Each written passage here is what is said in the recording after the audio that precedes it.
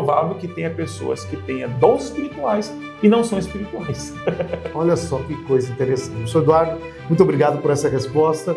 Tenho certeza que todos nós somos edificados aqui. Olá, meus irmãos, a paz do Senhor, professor Jonas Mendes. Seja bem-vindo ao quadro A Mesa com o Professor. Mas agora, a mesa está invertida, porque o professor é o professor Eduardo Leite. Olá, professor, seja bem-vindo. Olá, Jonas. Olá, queridos seguidores. Nós estamos aqui para responder questões.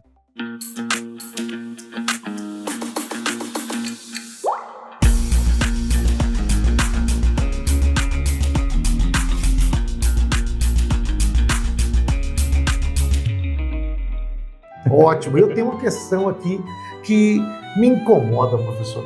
O senhor escreveu sobre espiritualidade, mas assim, espiritualidade, a gente percebe ela como? Como a gente consegue medir? Será que teria um termômetro para a espiritualidade? A pessoa espiritual é aquela que grita mais, que dá mais glória, que fala mais em línguas no culto. O pregador espiritual é aquele que quando está pregando, ele dá umas rajadas de língua estranha.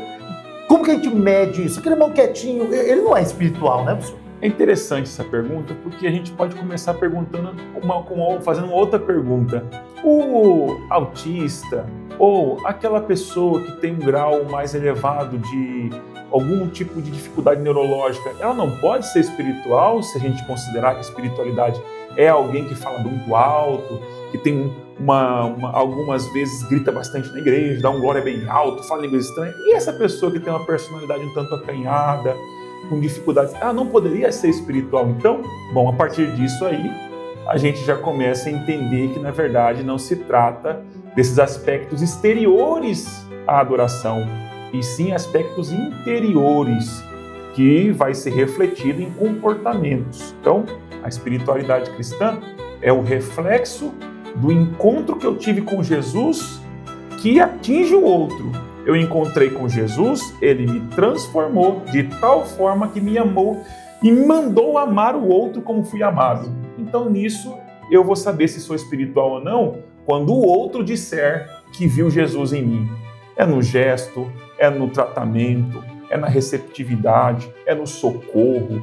Então, são essas formas que a espiritualidade é representada, inclusive é visualizada no seio da igreja. Então, o senhor está me dizendo que não adianta nada gritar e falar muito alto e em línguas, mas odiar o irmão, perseguir o outro, isso aí, então, não seria sinônimo de espiritualidade? Não. Então, os aspectos exteriores da espiritualidade, que seja falar em línguas ou não, dar um glória alto ou não, correr na igreja ou pular, esses aspectos não indicam níveis de espiritualidade. Isso diz outra coisa. Os aspectos da espiritualidade em níveis elevados é o quanto mais eu fazer aquilo que Jesus faria no meu lugar. Se eu parecer com Jesus cada vez mais, indica que meu nível de espiritualidade está alto.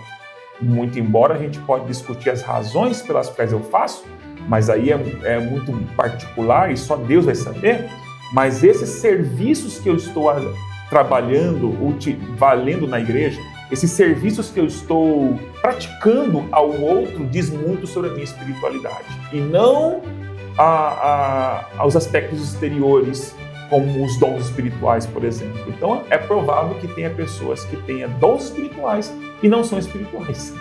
Olha só que coisa interessante. Professor Eduardo, muito obrigado por essa resposta. Tenho certeza que todos nós somos edificados aqui. É um prazer.